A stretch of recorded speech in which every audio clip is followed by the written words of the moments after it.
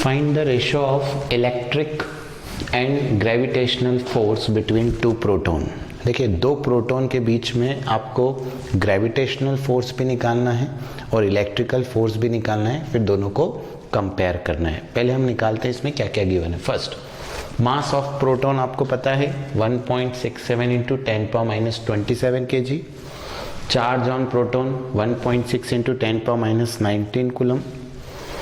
Mass of electron 9.1 into 10⁻31 kg। Charge on electron 1.6 into 10⁻19 coulomb. सिर्फ difference minus का आ जाएगा ना। ग्रेविटेशनल कांस्टेंट की वैल्यू पढ़ी हमने 6.67 इंटू 10⁻11। अब हमें पहले निकालना है कौन सा force, that is the electrical, जो हम पढ़ते हैं कूलम्स फोर्स। तो Fe is equals to K Q1 Q2 same है तो Q square upon R square, ठीक है। ग्रेविटेशनल का फॉर्मूला है Gm1 m2 upon R square, तो यहाँ Gm square upon R square, ठीक है। कंपेयर करना है इलेक्ट्रिकल को ग्रेविटेशनल से, दोनों को डिवाइड किया।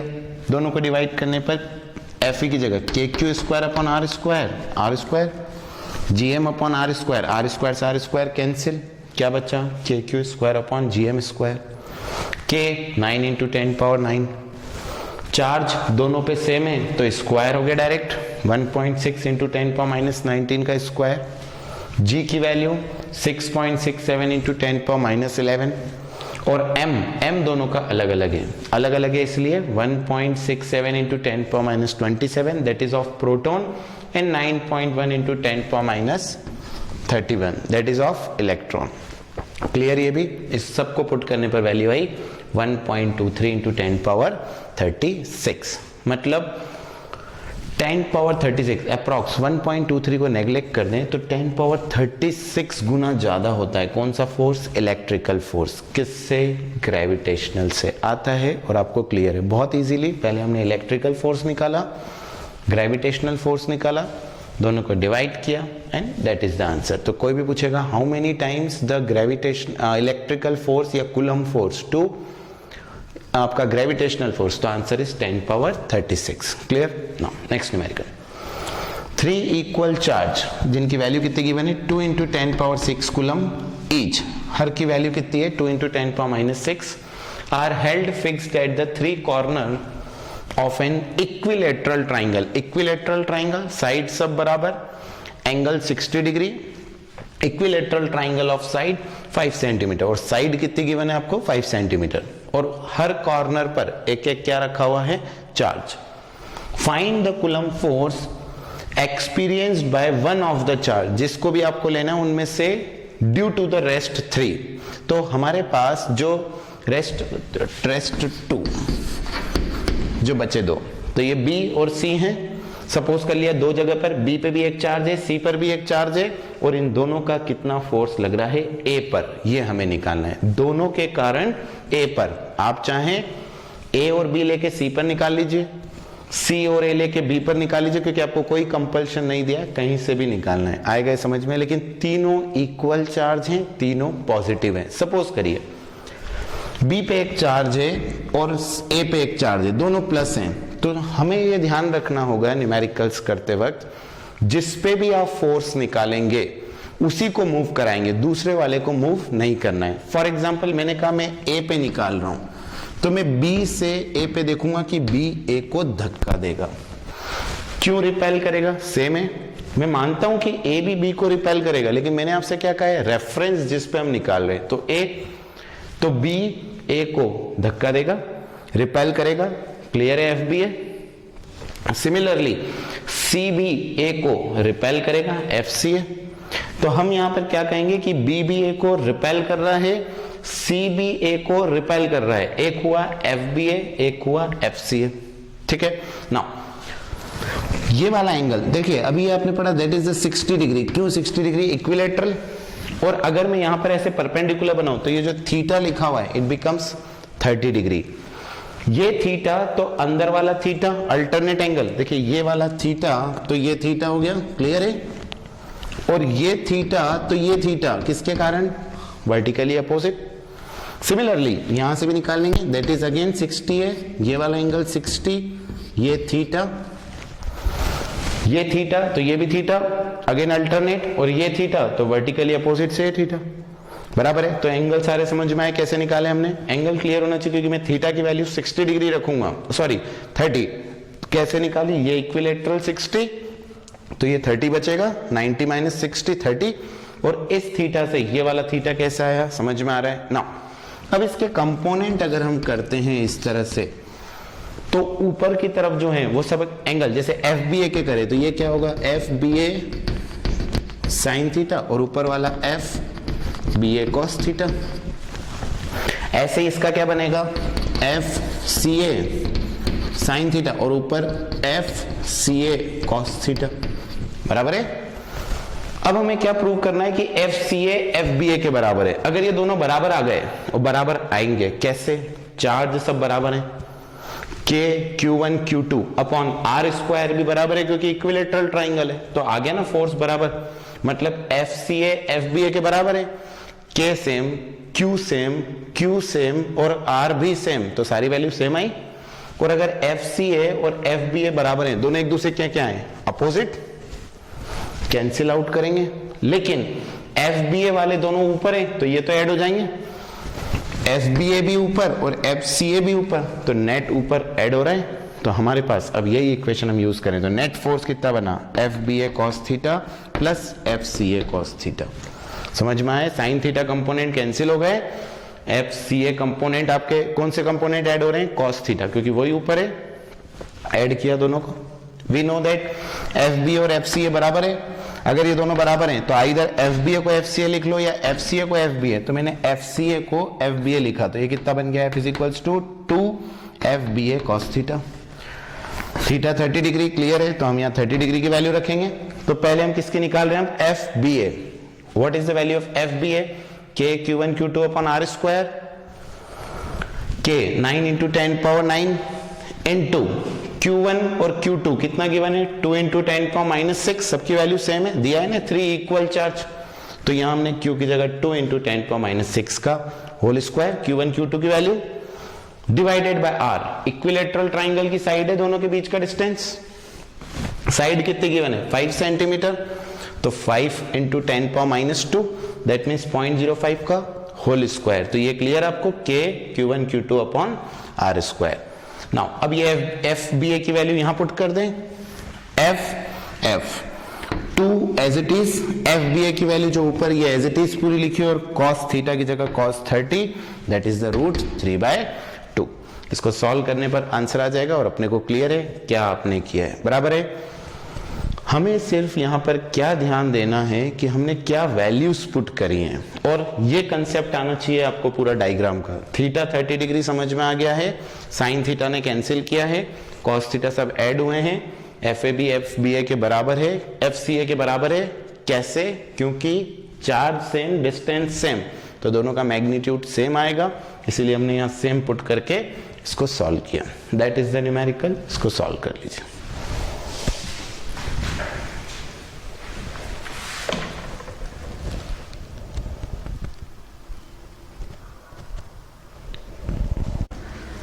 Now next numerical is, suppose an attractive nuclear force between two proton। Nucleus में क्या होते हैं, प्रोटॉन एंड न्यूट्रॉन। हमसे कहा जा रहा है न्यूक्लियर फोर्स जो कि किसमें, 2 प्रोटॉन विच में बी रिटन एज, एक नया फॉर्मूला गिवन है, ये हाइपोथेटिकल उन्होंने बनाया है, F is equals to capital C exponential की power minus KR upon R square. आपको करना है right down the dimensional formula and appropriate SI unit of C and K। इस फॉर्मूले में एक तो ये C और दूसरा ये जो K है, इसके SI यूनिट और डायमेंशनल फॉर्मूला आपको निकालना है। सेकेंड थिंग, सपोज करना है अगर K की वैल्यू कितनी गिवन है, 1 अपॉन, देखिए वो 1 अपॉन फर्मी हो गया, फर्मी की पावर -1 मतलब 1 upon Fermi, clear. And that the repulsive electric force between the proton is just balanced by the attractive nuclear force when the separation is 5 Fermi. आपको जो question में given है वो attractive force है, बराबर, और 2 प्रोटॉन एक दूसरे को रिपेल करेंगे अकॉर्डिंग टू कूलम्स लॉ। तो हमारे ये जो फॉर्मूला गिवन है F is equals to C e की power minus KR upon R square, ये वाला कौन सा रहेगा, that is the attractive force, but दो प्रोटॉन एक दूसरे को क्या करेंगे, रिपेल, तो वो फोर्स कौन सा होगा, रिपल्सिव। आपसे कहा जा रहा है वो जस्ट बैलेंस करेंगे, तो उस समय क्या वैल्यू होगी C की, ये आपको बताना है। क्लियर है क्वेश्चन नाउ? तो हम सबसे पहले क्या करते हैं, पहला पार्ट सॉल्व करते हैं। फर्स्ट में गिवन है F is equals to C e की power minus K R upon R square, ये क्वेश्चन में गिवन है फॉर्मूला। नाउ याद रखिएगा एक्सपोनेंशियल की जो पावर आएगी वो हर समय एक कौन सा नंबर होगी, प्योर नंबर ही होगी और कुछ भी नहीं। और आप सब जानते हैं नंबर का कोई डायमेंशन होता ही नहीं है, मतलब ये जो एक्सपोनेंशियल की पावर है के आर, इसका कोई डायमेंशन नहीं है, बराबर ना। अब ऐसा कब होगा, r इज द डिस्टेंस, तो यहां पर r का डायमेंशन तो क्या है, दैट इज द l, और मैं कह रहा हूं यहां डायमेंशन नहीं होना चाहिए, तो k को, आपको r का डायमेंशन l है तो k को होना ही पड़ेगा 1/l, तभी तो दोनों कैंसिल होंगे, क्योंकि मुझे के आर का कोई डायमेंशन नहीं चाहिए, बिकॉज ये एक्सपोनेंशियल की पावर में है। एक्सपोनेंशियल की पावर में हर समय एक नंबर होता है, नंबर का कोई डायमेंशन नहीं होता है, तो यहां पर मुझे माइनस के आर जो वैल्यू गिवन है इसका कोई डायमेंशन नहीं होना चाहिए। आर का डायमेंशन हमें पता है एल, और के का कितना होगा फिर 1/l। हेंस फर्स्ट जो हमने कहा कि एक्सपोनेंशियल का is a pure number, so dimension of k should be 1/r। क्यों होगा 1/r, नहीं तो r को डायमेंशन कैंसिल नहीं होगा, इसीलिए k का डायमेंशन आया l-1, and unit of k क्या आ जाएगी, मीटर -1। l-1 मतलब डिस्टेंस -1, तो डिस्टेंस के ऐसा यूनिट m-1। तो ये समझ में आया, e की पावर में नंबर चाहिए, नंबर का कोई डायमेंशन नहीं होता है, और हमारे पास r का डायमेंशन हमें पहले से पता था, that is the l, hence के आर का कितना हो गया l-1। सपोज यहां पर किसी और चीज का होता है, जैसे कि सपोज कर लीजिए यहां पर क्या होता है आपके पास, दैट इज टाइम, तो k का डायमेंशन 1/टाइम होता, उस टाइम हमें टाइम कैंसिल करना पड़ता, तो जो भी यहां r होता है वैसे भी हमको उसको सॉल्व करना होता है। तो क्लियर है? देन सेकेंड पार्ट, अब डायमेंशन किसका निकालेंगे, c। अब देखिए इस फॉर्मूले में इस पार्ट का कोई डायमेंशन नहीं है जो मैंने सर्कल किया, तो बचा क्या, f is equal to c upon R square, f is equal to c upon R square. C का निकालना है तो कितना हो गया, एफ आर स्क्वायर, तो C is equals to F R square. F का mlt-2, आर स्क्वायर का एल स्क्वायर और एल मल्टीप्लाइड ml3t-2, तो that is the dimensional formula of C. तो कैसे निकाला, क्योंकि इसका कोई डायमेंशन नहीं है, अभी निकाल लिया, फॉर्मूला बचा F is equals to C upon R square, C का कितना होगा एफ आर स्क्वायर, मल्टीप्लाई किया एंड सॉल्व। और आप यहां से अगर यूनिट निकालेंगे तो f की यूनिट न्यूटन और r स्क्वायर की मीटर स्क्वायर, तो unit of c is newton metre square. पहला पार्ट क्लियर आपको डायमेंशन का समझ में आया। कभी भी एक्सपोनेंशियल का है ध्यान रखना है, उसका कोई डायमेंशन नहीं होता, बाकी तो हमने हमारी टेक्निक से किया। देन सेकंड, अब आपसे क्या कहा कि अट्रैक्टिव फोर्स किससे बैलेंस हो रहा है, रिपल्सिव फोर्स। तो पहले मैं क्या निकाल लूं, रिपल्सिव फोर्स जो दो प्रोटॉन में है और वो कितनी दूरी पर है, 5 फर्मी। आपसे कहा जा रहा है दो प्रोटॉन 5 फर्मी की दूरी पर है, तो वो एक दूसरे को क्या करेंगे, रिपेल करेंगे, बराबर। और इसी जगह न्यूक्लियर फोर्स उनको अट्रैक्ट करेगा, दोनों एक दूसरे को बैलेंस कर रहे हैं। अट्रैक्शन का फोर्स इस फॉर्मूले से गिवन है, रिपल्सिव हम कूलम्ब से निकालेंगे, दोनों को इक्वेट करेंगे एंड सॉल्व करेंगे। तो सबसे पहले कूलम्ब्स का force F is equal to K Q1 Q2 upon R square, K 9 into 10 power 9, Q1 Q2 1.6 into 10 power minus 19 का होल स्क्वायर, R कितना है 5 फर्मी, तो 5 इंटू 10 पावर माइनस 15 का whole square, that is the value of F। Clear. And second, ये है attraction का, F is equal to C की power minus KR upon R square.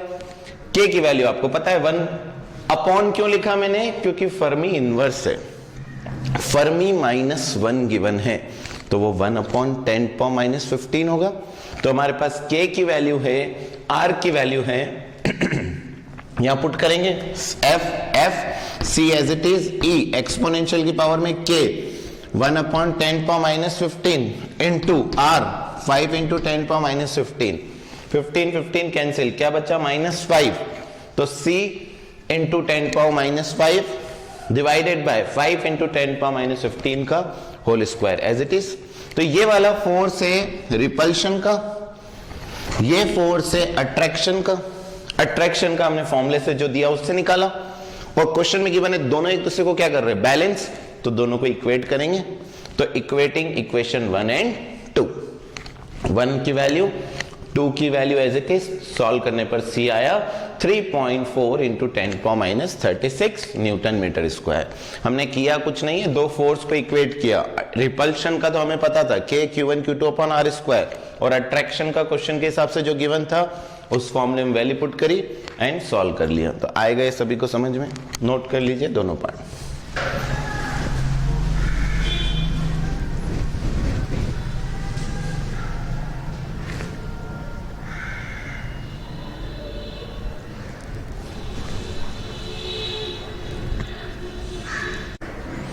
Now next numerical is 4 equal charge 2 into 10⁻⁻6 coulomb.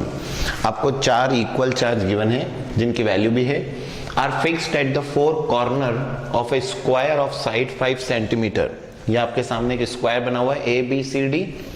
इस A पे भी कितना charge रखा है 2 into 10⁻⁻6, B पे भी 2 into 10⁻⁻6, C पे भी और D पे भी, सभी पर 2 into 10⁻⁻6 कूलम का चार्ज रखा हुआ है। देन साइड गिवन है 5 centimetre. Find the coulomb force experienced by one of the charge due to the rest 3। एक पे निकालना है बाकी 3 से। अपन ने पहले ट्राइंगल वाले में किया था, अब हम स्क्वायर पे कर रहे हैं। समझिएगा पैटर्न आप इसमें। सपोज करिए A इज द वो A हमने उस चार्ज को मान लिया जिसपे हमें फोर्स निकालना है, तो ये हमारा रेफरेंस हो जाएगा। अब इसको क्योंकि सब इक्वल है, आइदर सब माइनस है और आइदर सब प्लस है, लेकिन आपको क्वेश्चन में गिवन है ये सब प्लस है, तो A वाले को B वाला इधर रिपेल करेगा, B A को धक्का देगा। मैं ये कह रहा हूं आपसे पहले भी कि A भी B को धक्का देगा, बट वो कब, जब हम B को कंसीडर करेंगे। मैंने रेफरेंस किसको माना है A, तो मैं A के ऊपर फोर्स देखूंगा तो B A को धक्का दे रहा है, तो दैट इज द FB है। B A को धक्का दे रहा है। नाउ सिमिलरली D भी A को धक्का दे रहा है नीचे की ओर, ये D है, और C भी A को धक्का देगा इस तरफ, दैट इज FAC या FCA लेंगे हम इसको, दैट इज जो भी लेना अपने को क्लियर है उससे। तो तीनों फोर्स पहले आपको क्लियर है कि FAB इधर और FDA इधर। गौर करिए अगर हम F किस किस को BA और DA को कंसीडर करें तो ये दोनों एक दूसरे के कितने पर हैं 90 डिग्री। क्लियर है। F कौन कौन BA और FDA, और इन दोनों का एक रिजल्टेंट मैंने मान लिया FR। अभी थोड़ी देर के लिए आप FAC को भूल जाइए। हमारे पास दो फोर्स हैं, कौन कौन से, FDA नीचे FBA इधर, तो इन दोनों का रिजल्टेंट ऐसे ही आएगा FR, और FR का वही डायरेक्शन है जो किसका है FAC का। आप देख रहे हैं FAC, तो टोटल फोर्स क्या आएगा FAC प्लस FR रिजल्टेंट। तो हमको समझ में आ रहा है कैसे कर रहा है न्यूमेरिकल हमें। पहले आपने FDA नीचे जा रहा है, FBA इधर आ रहा है, दोनों एक दूसरे पे कितने हैं 90 डिग्री, उनका क्या निकाला रिजल्टेंट FR। क्लियर। FR और AC एक ही डायरेक्शन में है तो दोनों एड अप हो जाएंगे। तो अभी क्योंकि ये सब वेक्टर है, force is a vector quantity, मैं ये इन तीनों का सम नहीं कर सकता, मुझे पहले FBA और FDA का रिजल्टेंट निकालना होगा, दैट इज द रिजल्टेंट, और फिर इसको किसके साथ ऐड कर सकते हैं हम FAC के साथ। सपोज करिए अगर C पर नेगेटिव चार्ज होता, सपोज C पर, तो ये दोनों तो यही करते F रिपेल, बट जो FAC होता वो उधर की तरफ होता, क्योंकि वो फोर्स उधर लगता, C वाला उसको उधर खींचता, तो हम उसको माइनस कर देते FR में से, क्योंकि अभी रिपेल ही हो रहा है इसलिए ऐड हो रहा है। तो आपको क्लियर है ये सब वेक्टर सम है ना। तो फर्स्ट हम यहां पर Q कितना गिवन है 2 into 10⁻⁻6 कूलम। A डिस्टेंस कितना है, अभी हम AB को देखें, AB या AD को, तो कितना आएगा 5 सेंटीमीटर, दैट इज मीटर में 0.05। ये भी क्लियर है ना। फोर्स बिटवीन B और A के बीच में, तो K Q1 Q2 upon R square, K 9 into 10⁻9। Charges सबकी वैल्यू क्या है सेम, 2 into 10⁻6 का होल स्क्वायर Q1 Q2 की वैल्यू, एंड R की जगह 0.05 का होल स्क्वायर। तो that is the formula FBA formula.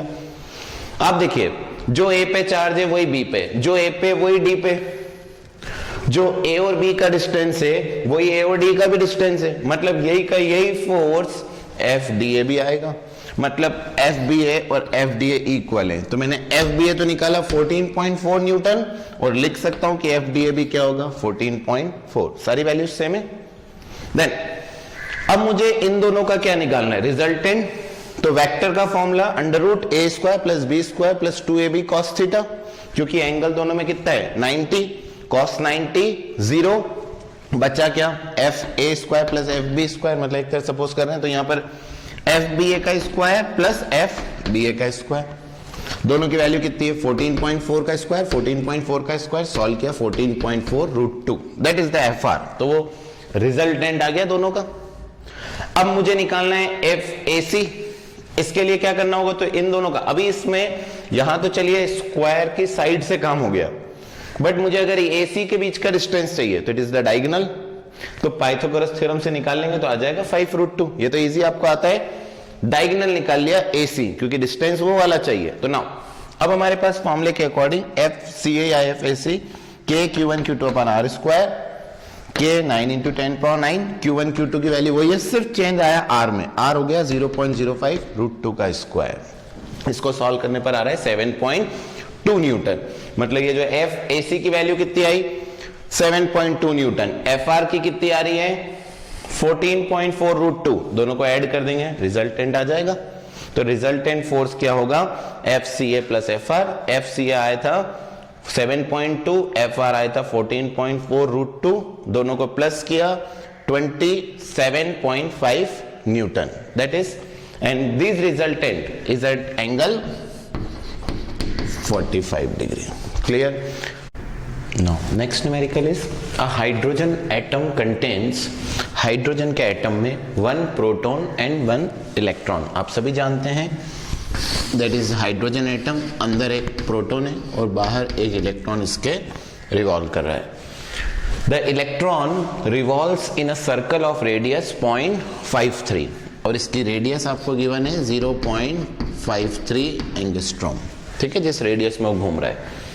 With the proton at centre, दिख रहा है प्रोटॉन सेंटर पे है।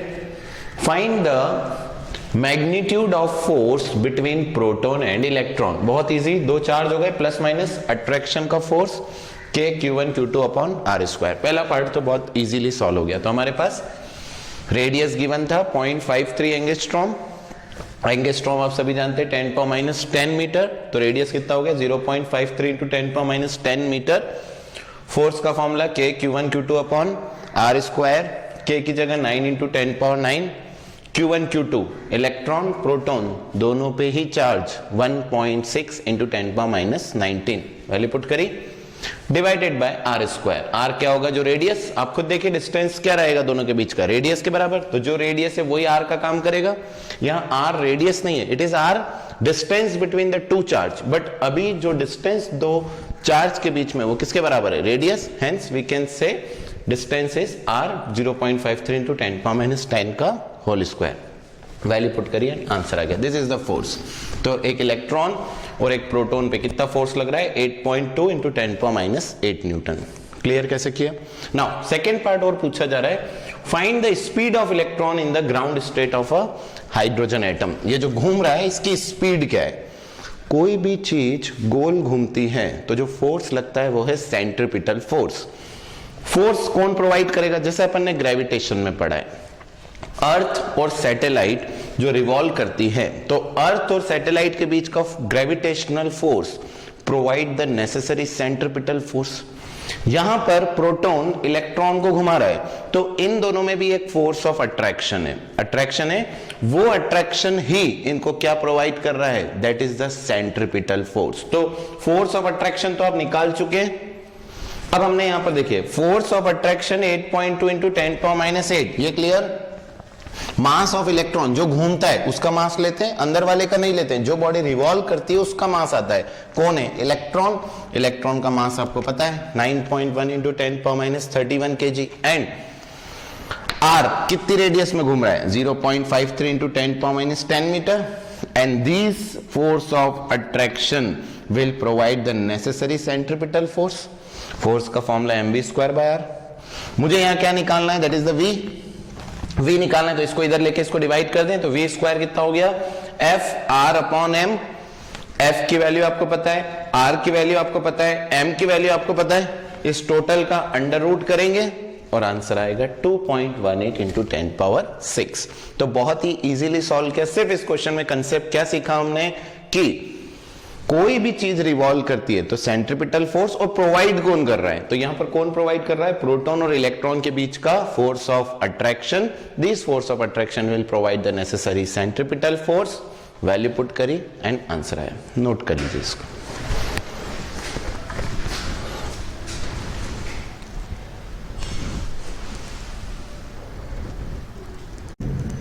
Now next numerical is 10 positively charged particle are kept fixed on the x-axis। आपने x-axis में 10 पार्टिकल को जमा दिया और सब पॉजिटिवली चार्ज है। At point x is equals to 10, 20, 30 suppose, that is the point origin O। तो इससे एक 10 सेंटीमीटर पे, दूसरा 20 सेंटीमीटर पे, तीसरा 30 सेंटीमीटर पे, ऐसे करते करते करते 100 सेंटीमीटर तक आपने जमा दिया। ठीक है, पहले वाले पार्टिकल का चार्ज कितना है, 1 इंटू 10⁻⁸, मतलब यहां जो है उसका 1 इंटू 10⁻⁸, दूसरे वाले का 27 इंटू 10⁻⁸, थर्ड वाले का ऐसे, फिर फोर्थ, ऐसे करते करते सेकेंड वाले का 8, थर्ड वाले का 27 इंटू 10⁻⁸, और ऐसे लास्ट जाते जाते आप कहां तक पहुंचेंगे। जैसे फर्स्ट में फर्स्ट का क्यूब, सेकंड में सेकंड का क्यूब क्या है, थर्ड में थर्ड का क्यूब क्या है, अरे थर्ड का क्यूब 27, ऐसे लास्ट में क्या है 10, 10th आएगा चार, तो 10 का क्यूब 1000, तो लास्ट वाले का हो गया 1000 इंटू 10⁻⁸ कूलम। तो ऐसे करके हमने चार्ज को अरेंज किया। आपको बताना है find the magnitude of electric force acting on 1 coulomb charge placed at origin. ये 1 कूलम का जो यहाँ फोर्स यहाँ हमने चार्ज रखा ओरिजिन पे, उस पे इन सब के कारण कितना फोर्स लग रहा है। हमने क्या सीखा है, इस पे तो पहले 1 वाला इस पे लगाएगा, 2 वाला, 3 वाला, 4 वाला, 5, ऐसे करते हुए तो जो फोर्स आएगा नेट वो कितना होगा, force F1 plus F2 plus F3 plus F4, क्योंकि कोई एंगल नहीं है तो सिंपली ऐड हो जाएंगे। अगर ये 90 डिग्री होते तो रिजल्टेंट निकालते, कुछ एंगल होता तो वेक्टर फॉर्मूला लगाते, बट ये तो सब सेम डायरेक्शन में, सिंपली ऐड करना है। तो वहां पर फॉर्मूला क्या हो गया, F1 plus F2 plus F3 plus F4 plus F5, ऐसे करते up to F10।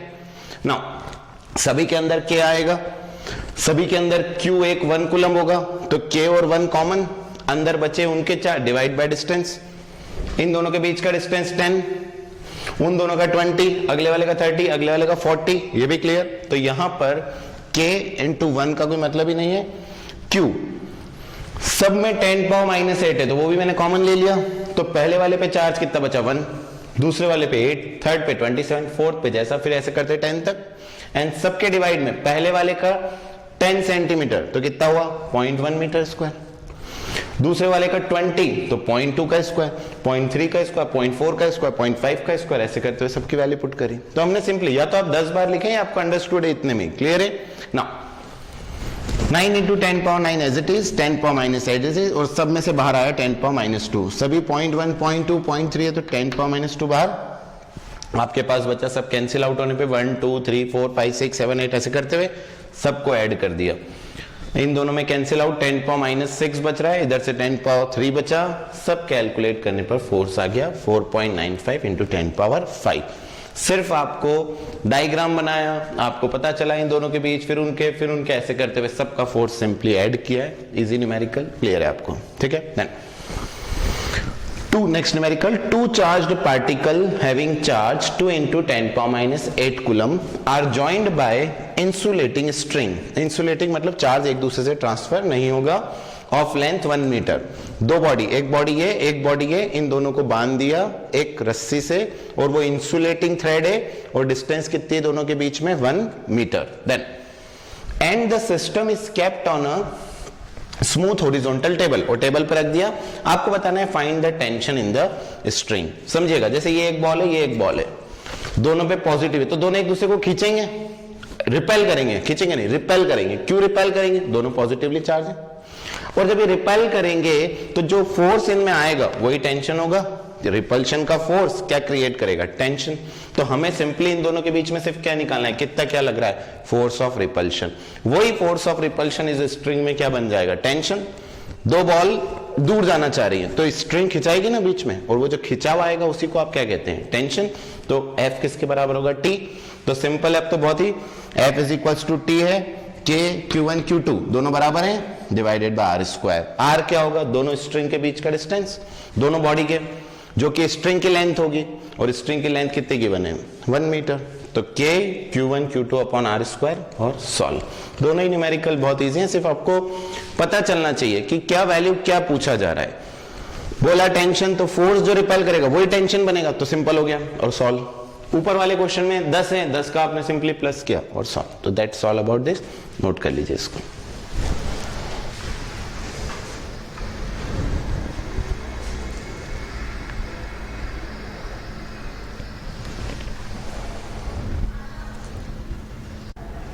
Now next numerical is two identical pith ball are charged by rubbing against each other। आपने पढ़ा है फ्रिक्शनल इलेक्ट्रिसिटी।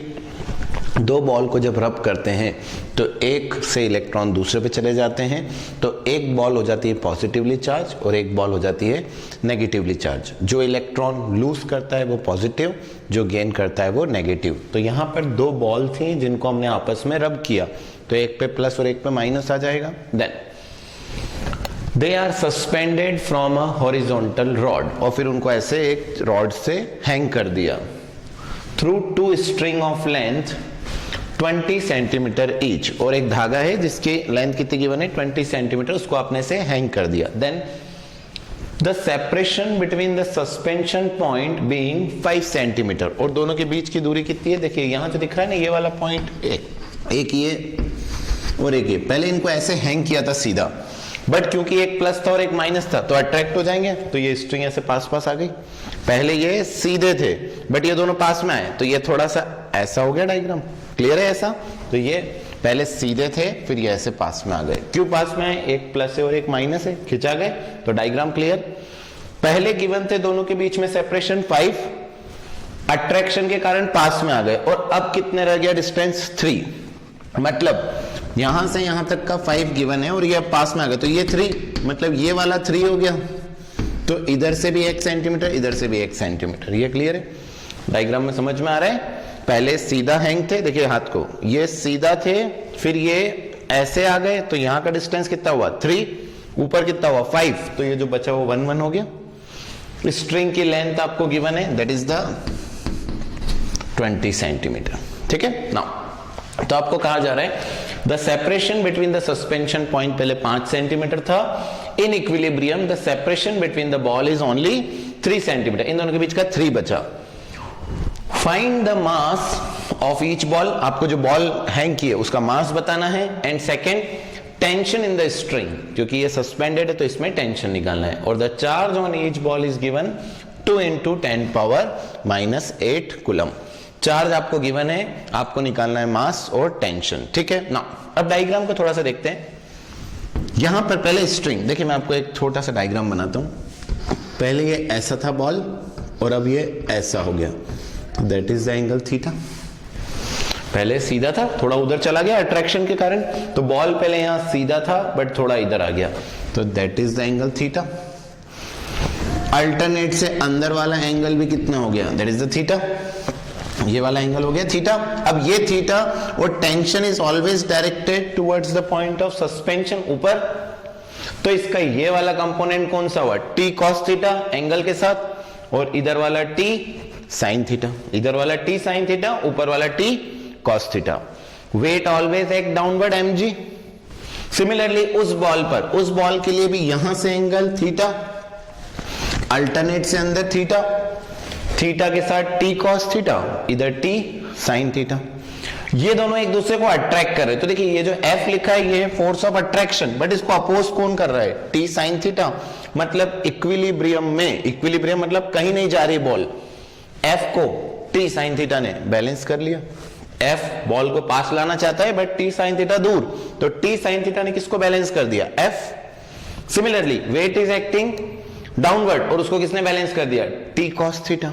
तो इस डायग्राम के अकॉर्डिंग आपको सारी चीजें क्लियर हैं कि mg को t cos थीटा बैलेंस कर रहा है और t sin थीटा को f बैलेंस कर रहा है। इन्हीं दोनों इक्वेशन को हमने यहां लिखा, देखिए t cos थीटा कितना हुआ? mg, t cos theta mg, और t sin थीटा इधर और f उधर। f क्या है? फोर्स ऑफ अट्रैक्शन, उसको बैलेंस कौन कर रहा है? t sin theta. तो ये दोनों इक्वेशंस क्लियर।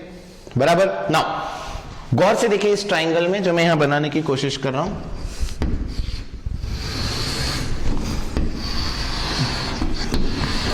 ये ट्राइंगल, इस ट्राइंगल में एक हाइपोटेन्यूज का काम कितना हो रहा है 20 सेंटीमीटर, जो कि स्ट्रिंग की लेंथ है। इधर वाला कितना हुआ 1, ये 1 समझ में आया। पहले 5 था, फिर 3 रह गया, तो ये 3, तो इधर 1 1 ही तो बचेंगे दोनों तरफ से, तो ये 1 ये 20। साइन थीटा क्या होता है, परपेंडिकुलर अपॉन हाइपोटेन्यूज 1/20, तो मैंने साइन थीटा निकाला 1/20। क्लियर डायग्राम से 1/20। Then sine square theta plus cos square theta is equals to 1। Sine square की जगह 1/20 का square plus cos square theta is equals to 1। Value put करके हमने कॉस थीटा भी निकाल लिया, तो साइन थीटा कॉस थीटा आ गए, तो टेन थीटा भी आ जाएगा, sine theta upon cos theta. लेकिन क्योंकि ये एंगल बहुत कम है, हम निकाल तो रहे हैं बट एंगल बहुत कम है, तो हम साइन थीटा टेन थीटा की वैल्यू अप्रोक्सीमेट सेम ही पुट कर देंगे। तो ये क्लियर है आपको ना। T cos theta is equals to M G, समझ में आया। टी कॉस थीटा ऊपर कौन बैलेंस कर रहा है, M G, and T sine theta को कौन बैलेंस कर रहा है, एफ। इन दोनों इक्वेशन को डिवाइड कर दिया 2/1, तो T sine theta is equals to F divided by T cos theta is equals to M G. T से T cancel, sine theta upon cos theta कितना बना tan theta, F upon M G, आपको M निकालना था, M इधर लिया, tan theta नीचे, तो कितना बन गया F upon G tan theta. That is the formula for mass. अब फोर्स, इन दोनों के बीच में फोर्स कितना रहेगा अट्रैक्शन का, k q1 q2 upon r square, क्योंकि दोनों चार्ज्ड बॉडी है, तो जो फोर्स लगेगा वो क्या होगा, इलेक्ट्रोस्टैटिक फोर्स। तो यहां पर k q1 q2 upon r square, 9 × 10⁻9 k q1 q2 given था हमें 2 × 10⁻8 the charge on each ball, ये वैल्यू पुट करी। अब सेपरेशन कितना रह गया 3 सेंटीमीटर, तो 3 × 10⁻2, 5 नहीं लेना है, वो पास आ चुके हैं। अब तो जो फोर्स है वो है 3 × 10⁻2 का होल स्क्वायर। ये सॉल्व किया फोर्स, एफ की वैल्यू आ गई, जी आपको पता है 9.8, tan थीटा इन दोनों से निकाल लेंगे, बट मैंने आपसे कहा है स्मॉल है तो 1/20 भी रख सकते हैं। सब वैल्यू पुट करेंगे, m सॉल्व हो जाएगा, m आएगा 8.2 ग्राम। क्लियर क्या किया, सस्पेंशन से ये पूरा डायग्राम एक बार बनाना सीख जाएंगे, सारे क्वेश्चन होने लगेंगे और क्लियर भी आपको। Tension, point of suspension, theta angle के साथ cos theta, weight mg, force of attraction balance by T sine theta, divide किया एंड मास के लिए सॉल्व। ठीक है, देन सेकेंड इक्वेशन क्या है, T sine theta is equals to F, T sine theta is equals to F. T निकालना है tension, तो टेंशन क्या होगा, तो ये साइन थीटा यहाँ नीचे आ जाएगा, तो F upon sine theta, F की वैल्यू ये निकाल रखी आपने, एज इट इज पुट कर दी पूरी, और साइन थीटा कितना है 1/20, साइन थीटा की वैल्यू निकाली थी 1/20, पुट किया, टेंशन आ गया 8.2 × 10⁻2 न्यूटन। दोनों ही इजी हैं, सिर्फ इक्वेशन वो डायग्राम समझ में आना चाहिए। इक्वेट किया, डिवाइड किया और आंसर आ गया उसमें बहुत कुछ नहीं किया आपने। फोर्स में थोड़ा सा ध्यान रखना था 3 सेंटीमीटर, ये भी आपको क्लियर है। कंपोनेंट करना आपको आते हैं। टी कॉस थीटा ने mg को बैलेंस किया, एफ ने टी साइन थीटा को बैलेंस किया, दैट्स ऑल। इसको नोट करिए, इंपॉर्टेंट।